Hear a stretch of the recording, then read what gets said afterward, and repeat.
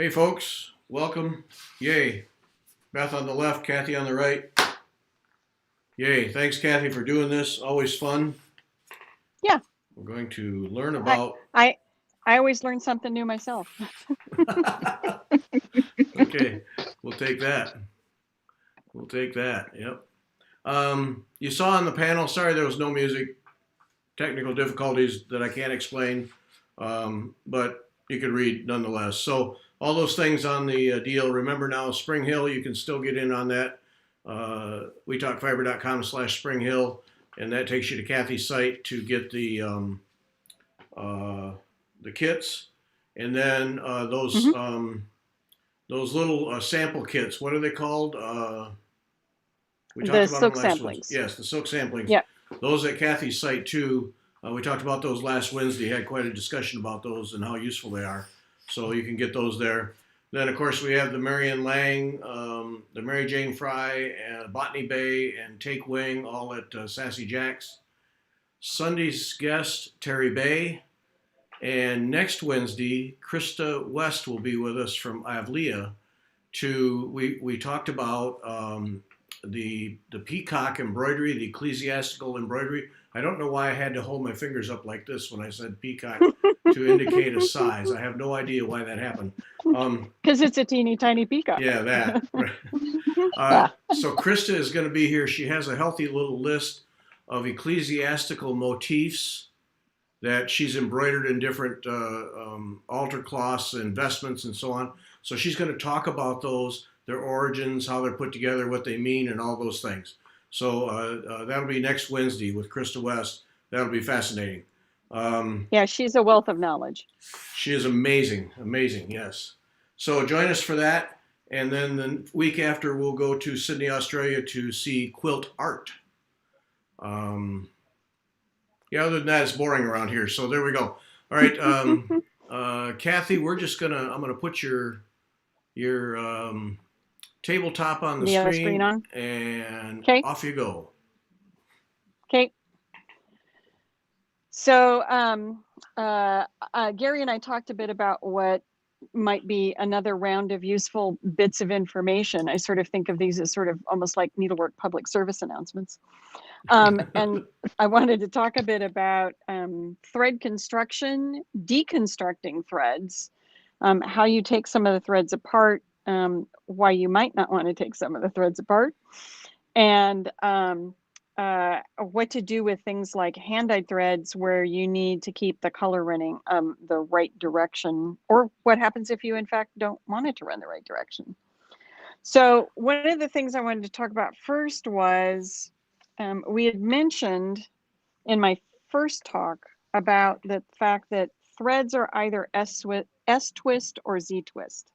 And literally what that means is when the machines actually twist the thread, do they rotate clockwise or anti-clockwise? And most threads for needlework are S-twist. There's only a handful of them that are Z-twist. There are more threads in the regular sewing thread market, like quilting threads. Threads made primarily in Asia, Southeast Asia, the Far East, those are usually S-twist. And the ones in Europe, or sorry, those are usually Z-twist. And the ones made in Europe are usually S-twist. And Lamora at Access, who is a font of all things threadwise, knows a lot of people who know other interesting tidbits of threads. Knows a quilting expert who said that machines made and tested in Europe don't necessarily run smoothly with threads that are a Z-twist because they test them all with S-twist threads. And the Hmm. same is true for threads made for machines made in Japan, like Janome, and threads made in Europe. They kind of fight each other because they test them and calibrate them for the threads they use the most. So she said, if you have somebody with a machine who runs into a problem, maybe just changing out the brand to something that's made kind of in the similar proximity of where your machine is made might actually solve that problem. She said that it tends to sort of bind it up a bit. Hmm. But the easiest way to tell if a thread is S-twist or Z-twist is, so you'll see my little piece of paper here. So this is a DMC Pearl 5. I just cut it off the skein. And then this is a piece of my Trebizond. And I taped it down because it's much easier to see what I'm going to do with this when you've taped one end of it. And this is how the easiest way to tell which twist it is. So if it's an S twist, to untwist it, you're going to twist it to the right. So I'm going to pull this forward. I'm going to twist it. My fingers are twisting it this direction. And you'll see when I get my hand out of the way, that I have almost completely untwisted it. I will hold it up a little bit so you can see a little bit better. So see how it started to kind of come back on itself? That's because I've almost completely untwisted it. Now, if I twist to the right with the Trebizond, all it's going to do is make it tighter. So see, now it gets really, really tight. I have to twist it the other direction to get it to come undone. Oh, yeah. So you don't need to do anything super fancy. Draw an S, draw sort of a, not really quite a Z, but kind of a reverse S. Take a piece of tape, stick one end down, see which direction it takes to untwist it. That will tell you which kind of a twist it is. Now, the question is, does it really matter? And the answer is, by and large, no, with some exceptions. And the exception is, so I have a lot of people, myself included, who have issues with Trebizond in particular, because I'm right-handed, and I have a tendency when I pull my thread through my fabric, I have a tendency to twist my needle. And because I'm right-handed, I have a tendency to twist it the same direction that would untwist the Trebizond. So I inevitably have to keep either remembering to keep the eye of my needle straight so that I'm always knowing where it is. Therefore, I'm less likely to have twisted it. Or I need to occasionally retwist the Trebizond. And this is the reason why also a lot of left-handed people have problems with with a lot of threads that aren't super tightly twisted, is because they turn theirs the opposite direction, which tends to want to untwist it. Right. Now, see, I do that. I fight with pearl cotton. I have to watch myself because I untwist that all the time. I'm left-handed.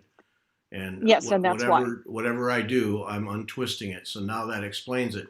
So then the question comes to my mind then.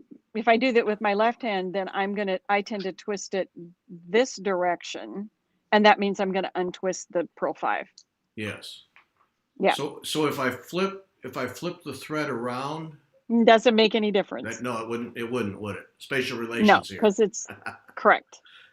Yeah. So it means that if you're having trouble with a thread, just try to remember to keep your needle as straight as possible when you're going up and down through the fabric, so that you're not, as I describe it, it's like, so you can see the eye. This is a big-eyed needle here.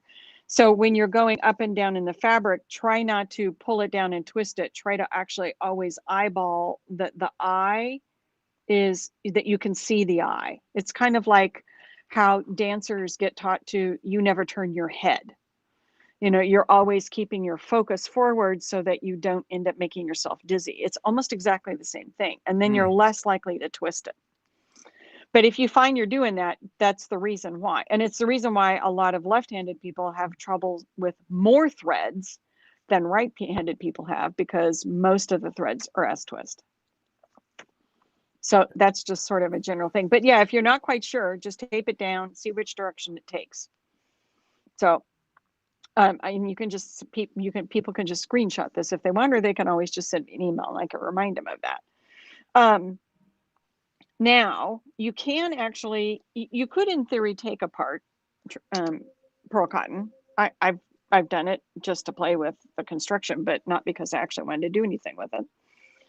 And if I'm going to take a thread apart just to kind of see how it's made, I will generally lay it on a piece of paper and use a needle to kind of untwist it or to pull it apart. In this case, I can actually, so if I twist this far enough over my finger, I can stick my needle in the middle and then I can kind of pull it apart. So that's what encompasses a pearl 5. Now, this is not actually a single strand of thread, this little bundle here. This is another bundle of threads. So in this case, it's actually two little bundles. I'll lay that down there so you can see it. So this is actually two little sort of hairy bundles that get twisted together that then get twisted together. And this is almost this is the way most threads are made. It's like, it's not just a single ply of something. It's usually made up of a lot of small strands of something else that are twisted, and then it gets twisted again, and then it gets twisted again. So threads tend to be super twisty. I mean, there are obviously threads that that's not the case with, but round threads in particular, that's the case. But as you can tell, the more I try to take this apart, the fuzzier it gets. Yes. So, and it's kind of fun to do that, only because then you see what it's made out of and you kind of get an appreciation for it. So see, now I'm at the point where if I take it Oh. apart any further, I've now made it fall apart. So the strength of this thread is not the individual little strands, it's the fact that they're bundled together and twisted, which is why if I pull on this, I can't do anything to it. I mean, it will sort of make a snappy sound, but I can't break it. But if I do that to this, even with this bundle, see, now it's going to start to come apart because they're not really long strands. It's the staple of the cotton. And so it's a bunch of short strands that have been spun together. And then when you spin those together, that's what gives it the strength. So if you find that you're having issues with some thread, sometimes it's just because they've either become partly untwisted, which can reduce its strength a bit, or it's just that some really old threads. I have some linen threads I bought from Lacis about 30 years ago that at the time I bought them were probably 30 years old.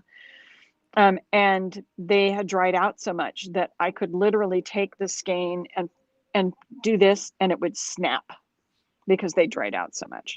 That doesn't generally happen with cotton so much, but it can happen with linen. So, you know, just know that age can affect that as well. But that's what the inside of a piece of pearl looks like. It looks very similar. You can kind of tell with my splayed in here of my trebizond that it's basically the same. I'm going to snip a little end off here and just cut a piece. So I actually did a video that's on the shop YouTube channel about deconstructing trebizond, because you can in fact actually stitch with all of the little components that make up trebizond. So what I do is I find an end and kind of tap it a bit, and you'll see that I end up with little bits. I end up with these three little bundles. So if I take one of those bundles and kind of slowly pull it. Now, if I'm doing this with a really long piece, I don't actually pull it the same way. I actually use my needle to do it. But see, now I got this sort of corkscrew thing. So I'm going to try and flatten that out a little. So now this is two of the three bundles that make up the whole bundle of trebizond. I can, again, same thing, I can pull this apart further. Now I have pulled this apart far enough in the past that I've actually stitched with like 2 or 3 of these little hairy guys, because this, well, they are kind of hairy. So see how now I've got all these little, now I have all these little kind of hairy guys here. And I think there's like 6 or 8 in there. I never really counted because I don't know that it's consistent. I wouldn't take it all the way down to like one of them because it's too fine. But unlike cotton, silk tends to be stronger even when it's really fine like this. So even if I just pull one of these little guys out, I'm going to do it with my tweezers because it'll be easier to grab it. So if I just grab that with the tweezers, and if now I pull on this, so see, I can pull that pretty hard and it doesn't snap. I couldn't do that with the cotton. The cotton just came completely apart. So, you know, if you get threads and you're thinking, I wonder what I can do with that, just, you know, take a 3-inch piece and take it apart and see what happens. Sometimes it's just about what interesting you find that you think, oh, I would have never thought you could do that. If somebody had told me a few years ago you could take trebizond apart, and I'm like, seriously? So I did, and I thought, well, you know what? Actually, it works. So I've done it on like 63, 53, 63 count linen, where I needed a color that didn't exist in Tudor silk or Soie 100 or Soie Surfine. And so I used a little bit of Trebizond. I kind of took it apart far enough that it was about the right weight that I wanted. And I didn't do a big area, but I did, it just gave me another color option. So it's kind of another fun way to play with threads. But there's an option if you wanted to do a little blending too. You could, yeah.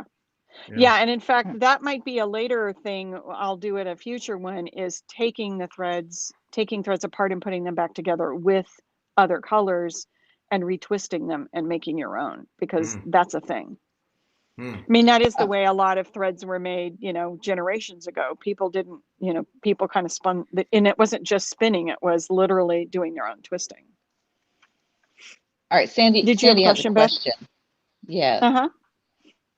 Why do I, a right-handed stitcher, end up with only one strand of two plies coming untwisted, but the other remains the same? 2 plies of like DMC floss or like silk floss. She didn't say. So answer us, My guess Sandy.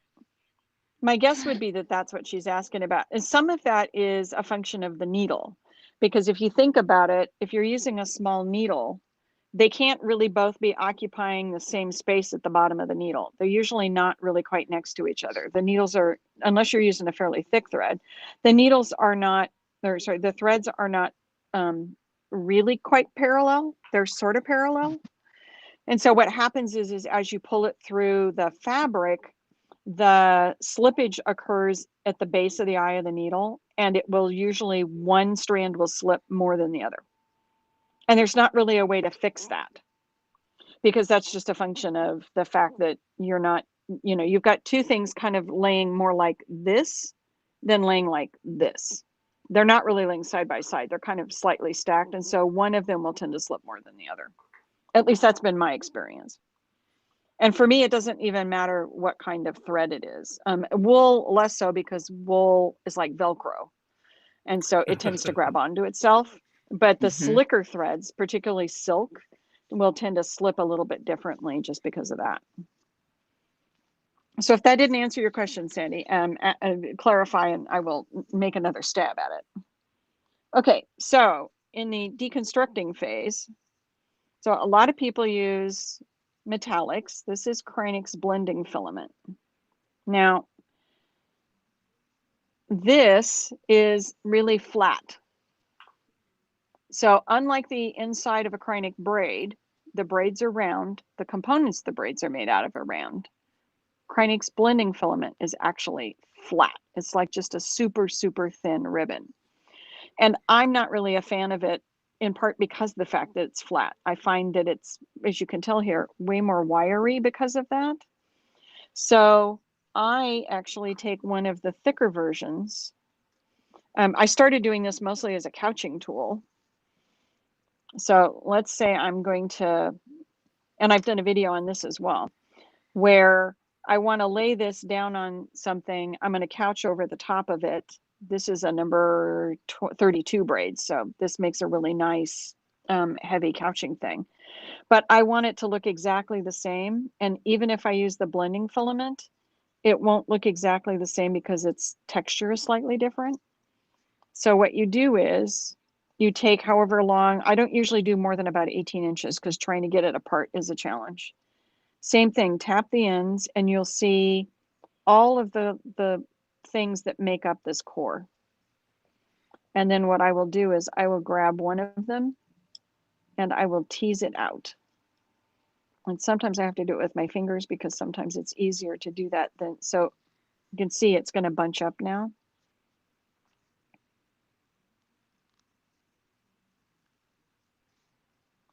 And then I just walk the bunchiness. It's sort of like a snake.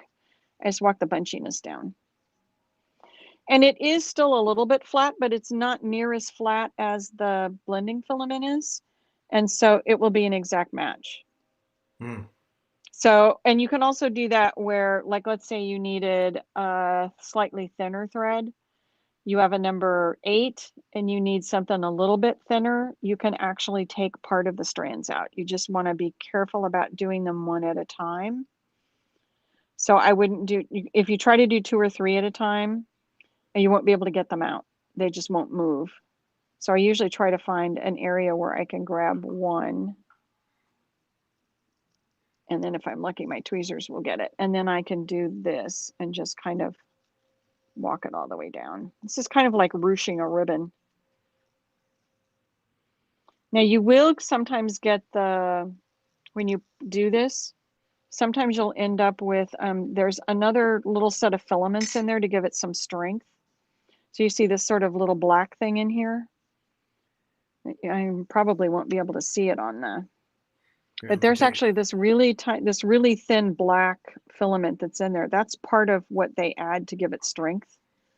And so, and it's almost invisible to the eye, which is why you're having such a difficult time probably seeing it. Yeah, even putting it on the gold doesn't help. Take a Kreinig thing apart and you'll see what I mean. So I just usually take those out because I usually don't need them when I'm trying to deconstruct the whole thing. But there's usually only 1 or 2 in there. The thicker it is, usually there's 2. The thinner ones, there's usually only 1. I've never asked Doug if it's for strength, but I've always assumed that that was the case. But yeah, so and then if you've done that, then what I would do is I would take my finger and I would walk it down there to kind of even the threads back out and maybe even twist it a little bit just to kind of get it back into a more round shape now that I've pulled bits of it out. Yeah. And the thread and threads like silk lemay. So this is Rainbow Gallery's silk lemay braid. Rainbow Gallery actually makes these themselves. They buy all the components, and I've actually been to the warehouse and watched the machines that make them. It's really, really quite fascinating. I picked this one because it's easier to see the 2 colors in it. So this is a silk with 1 or more filaments twisted into it. So as the machines are doing their twisty motion, it's kind of like watching a round jacquard loom. You'll get a pattern in the thread based on how many strands there are in there of whatever the filament is. So if it's a tone-on-tone one, it looks completely different than this. So they make them in 3 sizes for 13 mesh, 18 mesh, and then basically cross stitch. They're all constructed the same way, but the components are slightly different. I think the petite is 2 strands of silk and 1 strand of filament. I believe the regular silk lemay is 4 and 2, and I think the silk lemay 13, I think that's 8 and 3 or something like that, or 8 and 4. So you're working on a project. You've only got 13 mesh silk lemay braid, but you need it for 18 mesh. Literally just take some of the silk out.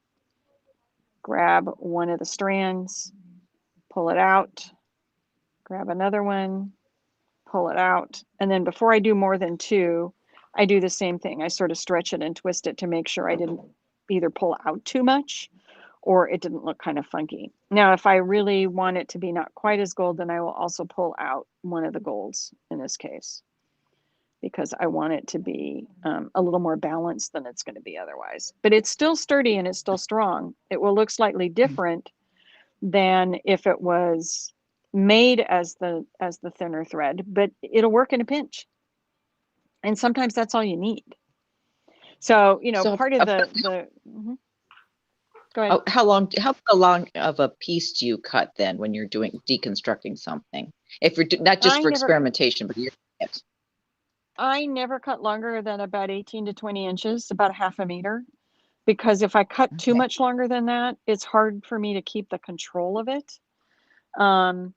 It's a lot easier to walk, something like this, or even the taking the Kreinig apart. It's a lot easier to do it when I'm doing a piece that's, 18 inches. This is not 18 inches, obviously, than if I'm trying to do an entire yard. Okay. So I usually try to do it. I don't usually stitch with pieces bigger than about 18, 19 inches. So I tend to keep it pretty much at that same size. And I will many times prep it ahead of time and then put it on another thing, either put it in a bag. For the Trebizond, when I deconstruct it, because it's so wiry, because, you know, I've now got some static electricity and it's silk, I will actually put it in a little tiny envelope, just a regular little white envelope, and write on the outside what it is, because it will reduce the static if it's not in plastic. Mm-hmm.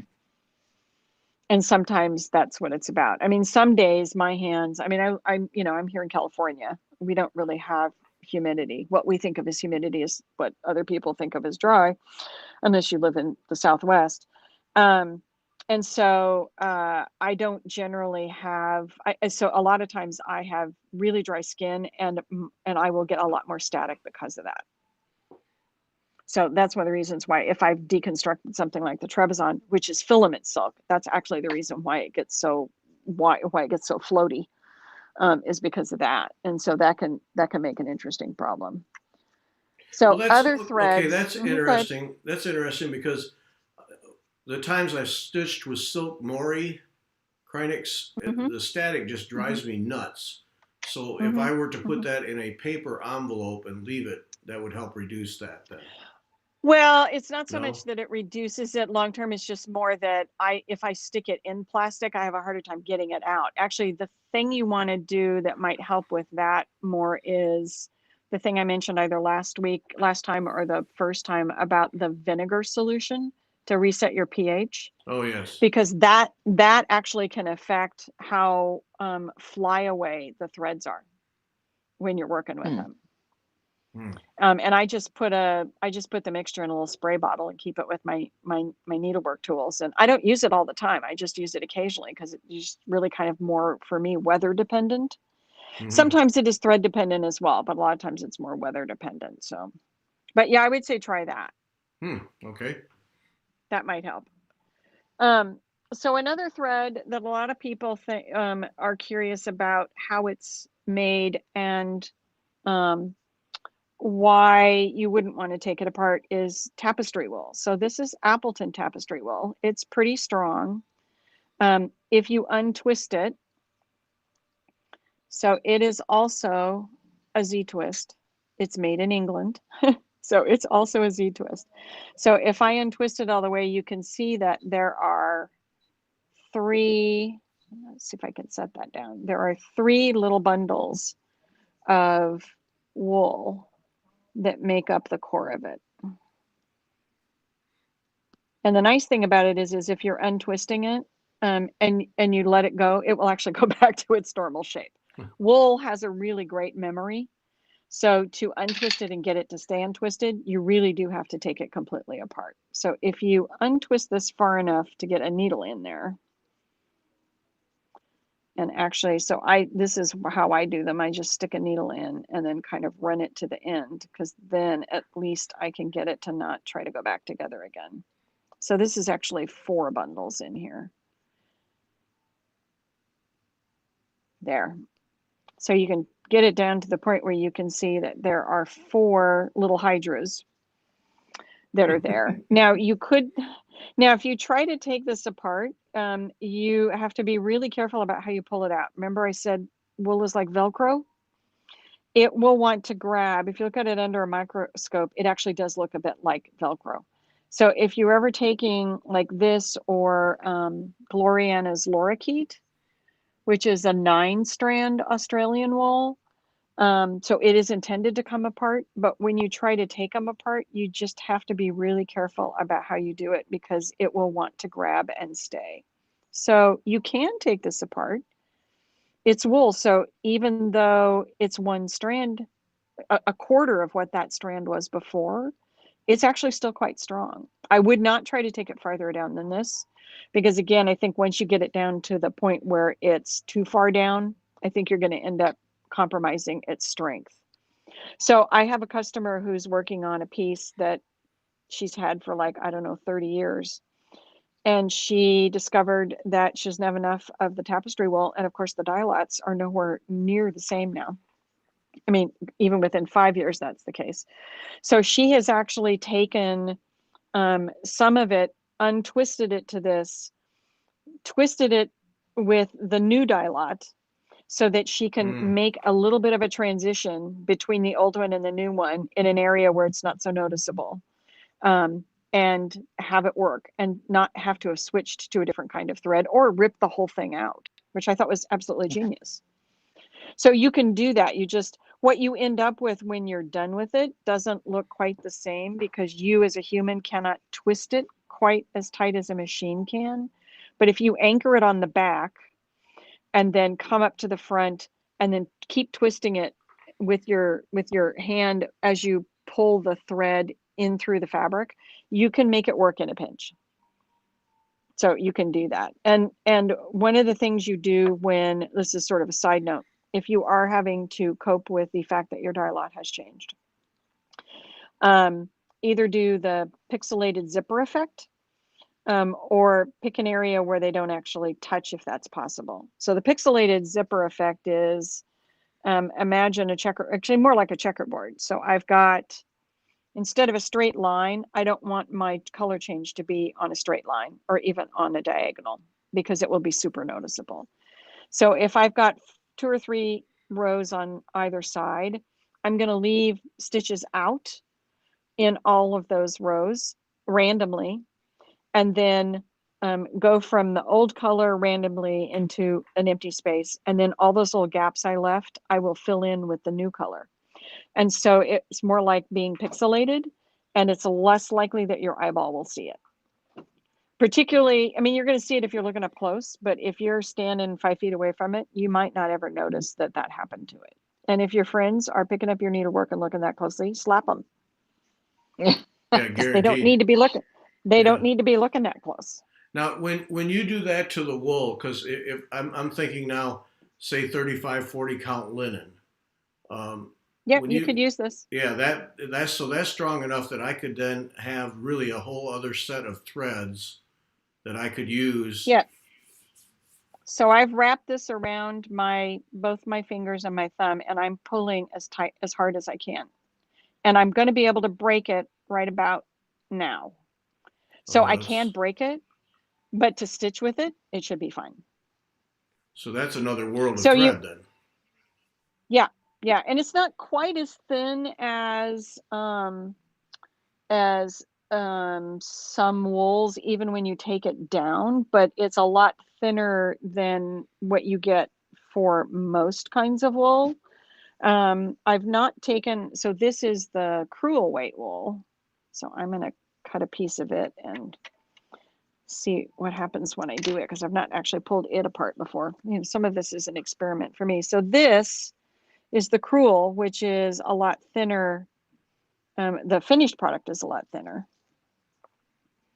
I'm going to stick my needle in here and see if I can find an area to pry it apart. There we go. Sandy, Cathe, do you know what kind of wool, tapestry wool is made from? Just no, because it would depend on the manufacturer. Okay. Yeah, typically it's not made from something like merino. Merino is usually made into a thinner thread. You know, Appleton is in the UK, so they're probably using whatever English wool is common for them. So if you try to take apart the crewel version of the Appleton, it's a lot harder to get it apart. Just because there's only 2 of the strands that got twisted together, and so it means they tend to be buddies a lot more. And it is just a tiny bit thinner than the tapestry, but I don't think enough. I think I would just buy the tapestry and take the tapestry apart, because it's not as hard to take it apart.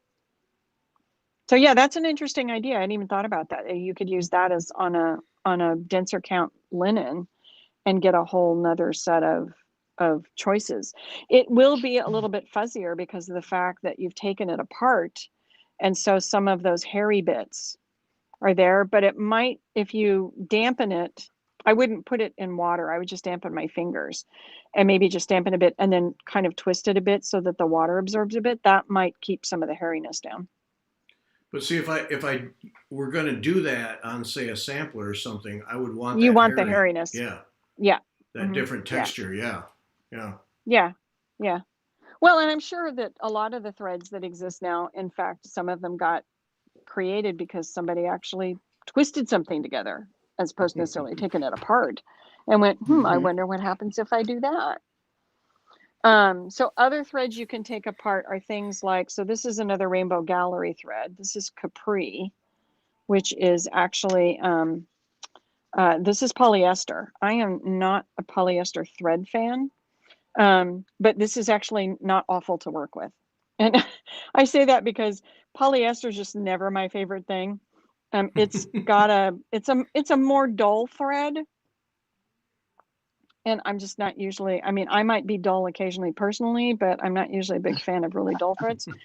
But and so this one is, they make an 18 mesh and a 13 mesh version of it. So this is the 13 mesh version, but same thing. I can, in fact, actually untwist it slightly, and I could, in theory, take it apart. So if I wanted to do something interesting, I have to see whether or not what the tensile strength is like on this. It's polyester, so it should be fine. I should be able to just pull it. Yeah, it's not going to go anywhere. So something like the Capri, you could take apart completely down to this because of the fact that it's polyester. Yep. And so Right. even if you took it down, it's not going to go anywhere. The natural fibers tend to behave a little differently when you take them down, but the man-made ones not so much, which is why things like the crinoid can come apart without really breaking, because it is a metallized polyester. But kind of a different look if you're looking like, like if, let's say you were doing something like a sampler and you wanted a really super matte look, you could in theory do it with the polyester. I mean, nobody's going to know that, but you know, Right. what state, go ahead.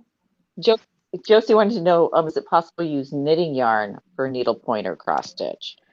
Well, probably 80% of the threads that we use for needlepoint are in fact knitting yarns.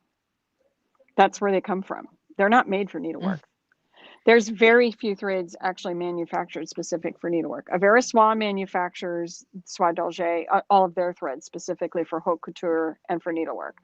But most of the other, like all the 12-strand threads, they come out of the garment industry. They're usually, the 12-strand silks are all things that the Italians and some of the other countries fashion industry use for sweater making.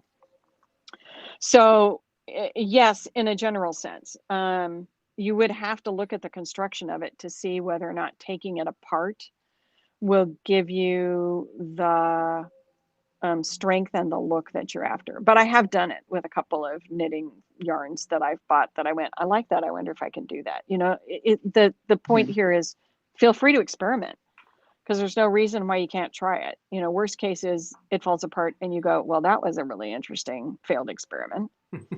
Or it works really well and you found a whole new source of fun things to play with. But yeah, so a Right. lot of the stuff that's made that we use for needlework actually comes out of the garment industry. So yeah, I don't see why you couldn't do that. This is floss, which is one of the DMC threads that gets used a lot for embroidery and a little bit for cut work, but more so for embroidery. It's a really nice, it's shiny, but not shiny like silk is. So it's also not the same shininess as pearl cotton. It's kind of interesting that it's really different from that. So this is what they look like together. Let me get my pearl cotton. So you can tell that there's a bit more of a sheen in the pearl cotton, but part of that's because with it being twisted, there's more surface area. And so you get more light bounce. How shiny a thread is partly a function of what it's made out of, how it's twisted, and how that affects the light bounce that your eye sees. Which is why some threads, like something like the Capri, which is twisted, still looks matte because the polyester itself happens to be matte. Now, that's not to say they couldn't have done it with a shiny polyester, but they chose a different route. So this is made like all the others where there's multiple strands twisted together. I have never actually ever taken floss apart before, but I was kind of intrigued to see what would happen if I did that. So it's gonna looks like it's gonna come out to about maybe five little pieces. Yeah, it looks like it's 5. Let's see if I can fan that out better.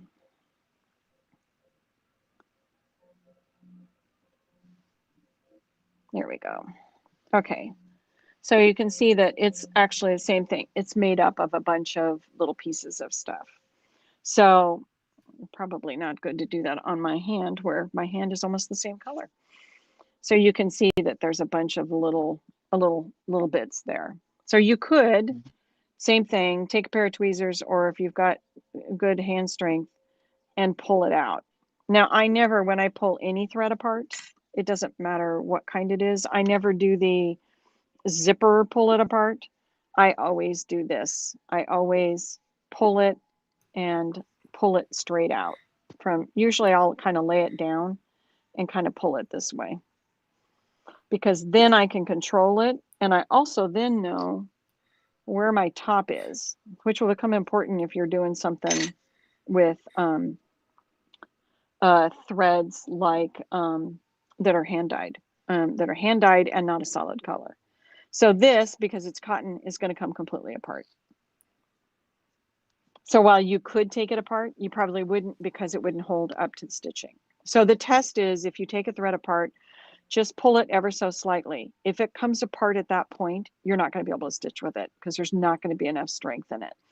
If like the one of the threads where I had to really pull really hard to get it apart, then you're probably okay. Like the wool, I had to pull really hard to get the one apart, then you're probably okay with it. So, you know, kind of an interesting test. But the floss is nice to work with because it's actually quite smooth. And it's not a super twisted thread. It's actually kind of loosely twisted. So if you look at it under a microscope, you could kind of tell where the twists are, but it doesn't have that super tight twist that you see in like the pearls, or even something like Trebizond or Soie 100 or Soie Surfine. It's a much looser twist, which is part of why a lot of embroidery people like it, because it tends to open a tiny bit, which if you've ever stitched with pearl, you know, does not happen. It generally doesn't come apart unless you work at it like twisting your needle. And then silk, you can, most of the silks, so this is needlepoint ink. I have sort of this random collection of oddball colors of things around. Yeah, so when I'm taking any of the stranded threads apart, I will always grab one strand, and same thing, I just pull it out, and I pull it out like this. Usually I will lay it down and pull it out. This is obviously a little short thing. And I do that because if I try to do it the other way, the zipper way, inevitably I end up with knots in it, and then I end up wasting the thread, and I'd rather spend the time. So if you take something like the stranded silks, take a strand down and then try to take it apart, you're not going to get something that's going to be very strong, but you can actually see what the construction is. So this is really super tightly twisted. Put this on something dark where it's a little easier to see. So this is really super tightly twisted. So to get it undone, I will have to do quite a bit of maneuvering to get it to come apart. I can do it, but it will take a bit more effort. The more tight a thread is twisted. Yeah, a new word. Yeah. The harder it's going to be to get it apart. So these aren't threads I would try to take down further, because I don't, even with it being silk, I don't think that tensile strength is going to be there, but I could be wrong about that, because we're going to try that. So I'm going to see if I can actually get it apart to the point where I can separate the two things that are twisted around each other. Oh, there we go. And sometimes it's just being fiddly and playing with it. Okay, there we go. Let's see if I can pull it out. Okay, so I'm going to pull it now and see how much it takes to be able to get it. Yeah, it's not going to budge. No, it'll be fine. So in theory, you Wow. could take it apart. Now, I've never taken any of the other stranded silks apart, but they might all work similar. In which case, if that's the case, again, now you've got a super fine thread that you could do, 55, 53, 60 count with. Or you could, twist some things together and make an interesting combination. You could make a candy cane thread if you did that, take 2 different colors and do it. But again, what happens is when you pull it apart, you will get a little bit more fuzziness from it, just from the pressure of separating it. So just know that, you're going to need to be a little more cautious with using it, which is again one of the reasons why I would tend to work with a shorter length of it. But yeah, I would say try that because it looks like that might actually be quite doable. Another interesting thread is mandarin floss. This is another one of the Rainbow Gallery threads. This is actually made out of bamboo, 100% bamboo. So if you've got somebody, you personally, or you've got somebody who's interested in a different natural fiber and that's probably more sustainable than some others, you might look at the bamboo. So this is a 6-strand. So a single strand of it is about the same weight as a single strand of cotton or a single strand of silk floss. Again, it's just one of the strandable threads. So I don't know. I've not ever tried to take this one apart before. Like I said, tonight's kind of an experiment for a bunch of things. It does come apart into 2 more little guys here. So you can tell that there's 2 there. Mm-hmm. So I'm going to take one of them out. And then, yeah, that's actually kind of nice and it's still pretty smooth. So let's see what happens when I try to break it. Yeah, it'll break. Now, it doesn't break as fast as the cotton does when it's that thin. So it's possible that depending on what you're doing, you might be able to use it for stitching if you take it apart. You would be one of those things where you'd have to do a little bit of an experiment to see if that's the case. And again, everybody's stitching is a bit different. So if you're somebody who has really super tight tension and you tend to yank on your threads a lot, then you might have more trouble deconstructing something than somebody else whose tension is not quite so tight. And then Beth was telling me about, she was in New Mexico recently and had found a thread she had not seen before, which is called straw silk. This is actually from Silk Road Fibers up in Washington. They're up above Seattle. It's a raffia. So years ago, we used to be able to get linen raffia. And I've played with cotton raffia. I mean, if you go to a store that sells, I'll say it in a second, like wrapping paper supplies and things, raffia for many years, particularly in the 70s and 80s, maybe even into the 90s, was a pretty common thing for something you would wrap a package with. And it would not always be this thin. It would sometimes be a lot thicker than that. That is a number 28 tapestry needle for comparison. So it's pretty thin. But you can, in fact, actually cut it. And if you cut it, I wouldn't just cut it and tear it, because if I do that, what's going to happen is I will end up with where I separate it's going to be really fuzzy. I would just use my scissors and cut it. Or if you're not going to do a really long length, I would actually lay a ruler on it and cut it with something like one of my Olfa cutters, one of my rotary cutters. But if you want to cut it, you can also just kind of slide it up on your scissors and then just kind of slowly walk your scissors up it. You're not going to be able to get it completely even that way, but it does mean you can get something that's even thinner, which would be kind of fun. Obviously not when it's only an inch long, but Right. But yeah, it was a fun it's to play with. it's got a good tensile strength, so you should be okay with it. And because so it has a lot of what I call sizing in it. I think that's probably just the natural serica in the silk, and so they don't take that out, and that's what gives it. It doesn't really make much of a sound, but it is very scrunchy. Needle pointers use this a lot for texture for things like leaves and trees and like buildings where you want something to be more, have a little bit more of a funky texture. You could just do straight 10 stitch with it, or you can actually even do embroidery stitches with it. But you can actually cut it down. Just try not to do super long links because you'll find it a little harder to control your scissors more than anything. Right. Yeah. So the other thing, other one I was going to show was, so this is silk and ivory, which is a really common needlepoint thread. This is half silk, half merino. And I've never, for most of these, I've not ever taken them apart before. So it's kind of, like I said, tonight's kind of experimentation, but that's part of the fun of it is you try it and go, I wonder what will happen if I do that. Yeah, you know, like I said, sometimes you get good results and sometimes you go, well, that sucked. So it's also, let's see, I think this one, I have to remember if this is a Z or an S. I think this is a, yeah, this is an S twist. This is one of, I believe the thread actually, I think the base, yeah, the base thread comes from Switzerland. It's an S twist.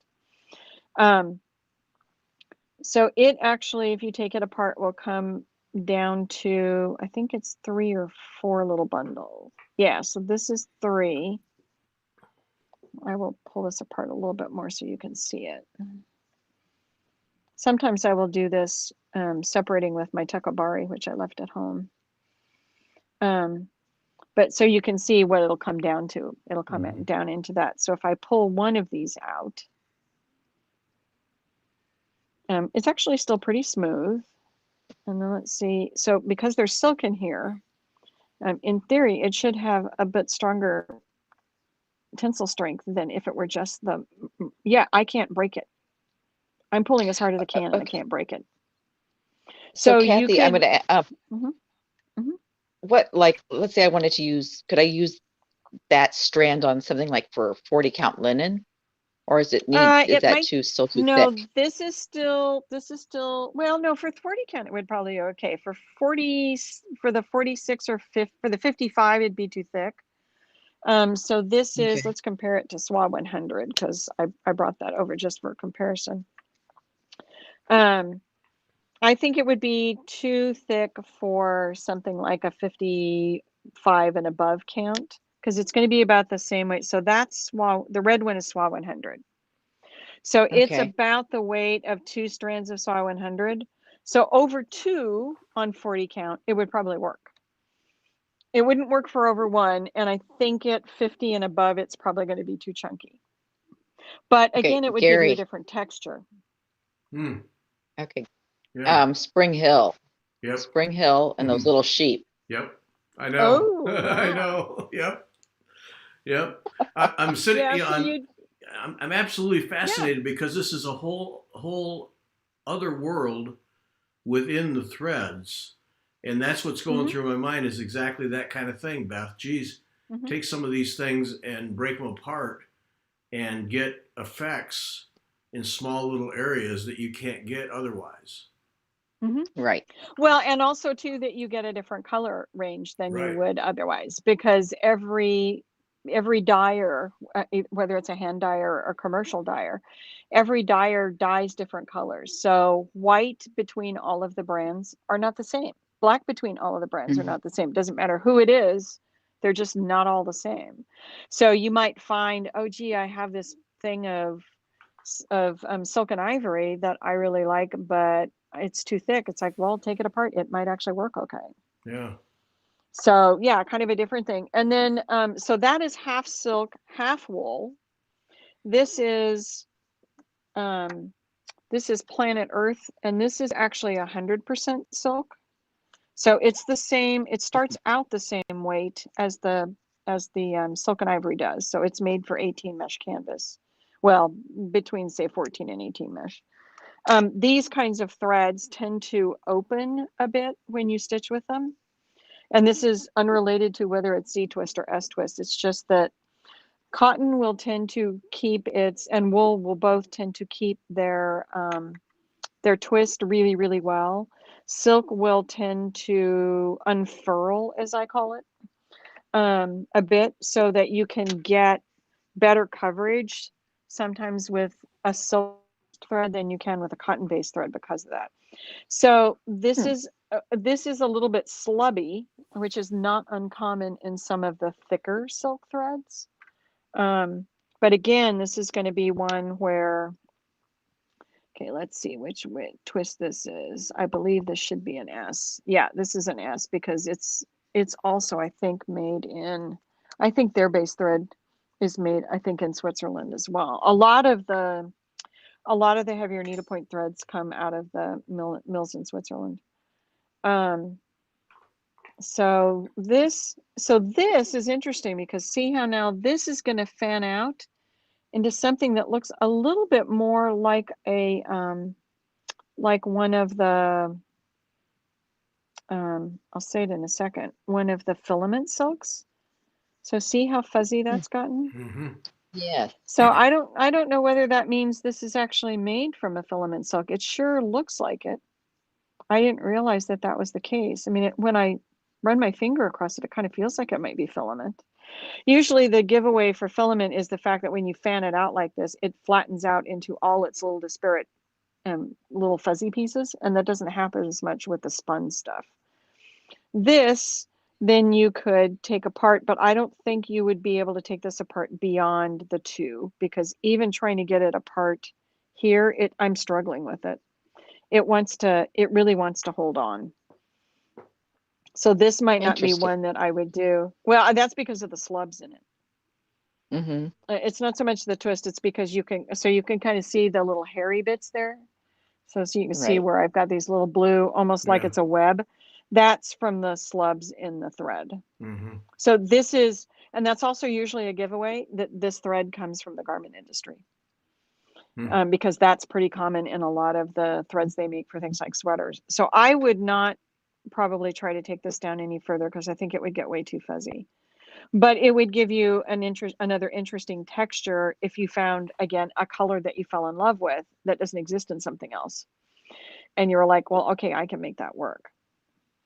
So sometimes it's not just about texture, it's about color. Sometimes it's about what you have in your stash. I have this, I need to make this work. I don't want to have to go get another thing of that. It's 2 in the morning, I can't sleep. Yeah, that. You know, that kind of thing. Yeah. And then I also wanted to talk in a little bit about, this is not so much about construction as more about taking apart the skein when you're working with threads. So some of the hand-dyed threads will come where it's one long loop. Some of the hand-dyed threads will come where it's cut like this is. This is Threadworks. This is the follow-on to what was Needle Necessities 20 years ago. That company closed, but the woman who was their head dyer started a new company after the company closed. Some of them actually come in cut lengths. So you can kind of play with that a bit. But what you want to be careful of is when you take it apart. Now, I'm not going to pull, this is another hint of how to not lose track of what your thread is. So I'm going to pull the end pieces out of the loop. And then I'm going to pull the loop out of the band, because now my band is still on there and I know what it is. So if I don't happen to have my floss away bags or bobbin or whatever it is that I use, I could actually make kind of an interesting little octagon. If I then I know what it then I know what it is. I haven't lost track of it. And then these are cut at the length to stitch with. I generally just sometimes I cut them in half, but what I'm going to do is then at the big end, so I'm going to hold this end with my hand. I'm going to pull that one bundle of strands completely out. And then I will actually just kind of, usually what I'll do is I'll just retwist it a little bit. And you can retwist it by sticking your finger in the big loop and then putting the the cut in back in it. And then your thing is still on there and you now know what it is. So I picked this one because of the fact that it has a really obvious pattern, color pattern to it. And I am going to cut it in half. So when I take something like this apart, again, I'm going to do my method of kind of tap the ends. So I tap them so that I can actually see where all the individual threads are. So now I've got this nice little bundle, I can see them. I'm going to grab one of them. And when I hold this between my thumb and my forefinger, I'm not really putting much pressure on it. It's just to keep the thing from flying out of my hand. I'm going to actually pull the thread all the way out. I'll pull it this way so you can see. It's going to bunch in my hand, but that's okay because it is in fact not going to knot. It will not knot. And then I'm going to lay my thread there. Now I can take this thing that's now not bunched anymore and I can straighten it back out. And then I can do exactly the same thing. So I'm going to take a second one. I'm going to let it bunch up. I'm going to lay it over with its friend. And then when I'm not using threads, I do a little slip knot and I tie them back onto whatever my skein is, because then they don't go wandering and I know where they are. So I will do that with both of them. If you ask me why I do that, can you guess that I've lost a lot of threads in my lifetime of stitching? Where the hell did that thing go? So you can tell that there's an obvious color pattern to this. So if I just kind of eyeball it and I don't get the ends lined up, I'm going to end up with some of the green running into my red. So I always want to make sure that my ends are lined up pretty close together. I will run my finger down it, so in case I need to move them a bit, I can. And that's what I would stitch with. Now, if you've done that and you weren't paying attention to which end you pulled it from, and you lay them the opposite direction, you're going to get tutti frutti, quite seriously tutti frutti. So now I've got green and yellow, I've got red and yellow, I've got red and yellow and more green and yellow. Okay, now that's not what I was after, but you know, depending on what I'm doing, that might be okay. Mm-hmm. So I always tell people, it's like, if you want to keep the color of what the hand-dyed thing is, particularly the variegated ones, if you want to keep them running in the same direction, always do that. The other thing I do is, so for this one that I tied back on, if I'm always pulling from one end, I will stick a slip knot in the other end. So I just stick a slip knot in this end.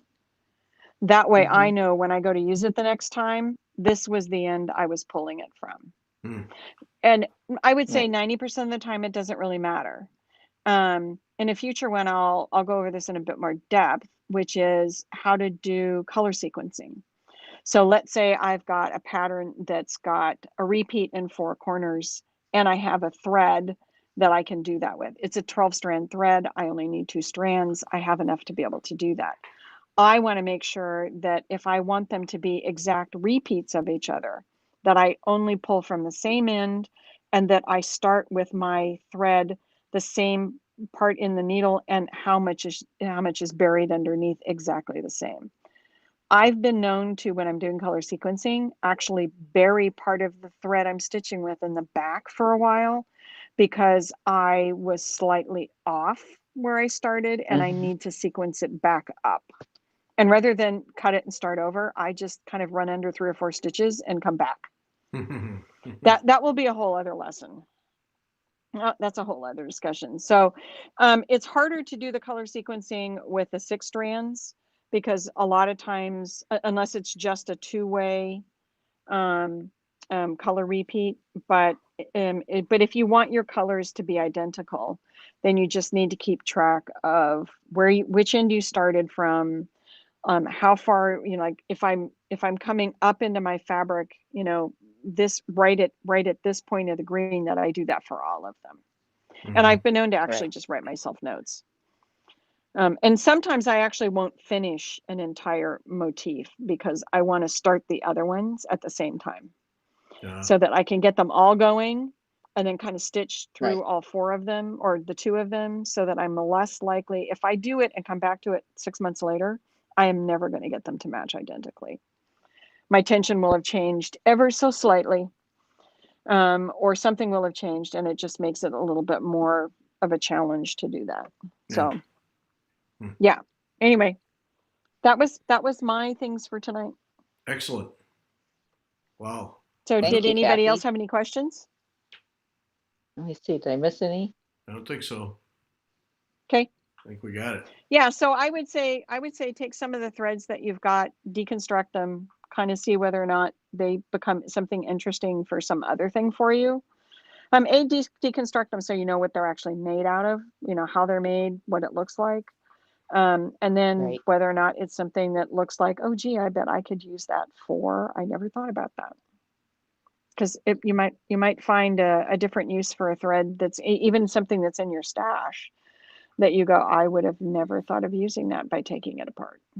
Yep. And you can also do that with, there are a bunch of other threads that you can do that. Pretty much anything that's thick enough that it's made out of strands, you can take apart. The question is, at what point how far down do you go before it becomes not useful or not stable? Yeah. Right. Well, you've opened a whole new world for me tonight. This is fun. All right. Cool. Great. Cool. All right, Cathe, thank you. That was terrific. Thanks. All right. Okay. Thanks everybody. Okay. Thanks everybody for joining us. Everybody. Bye. Okay. Bye.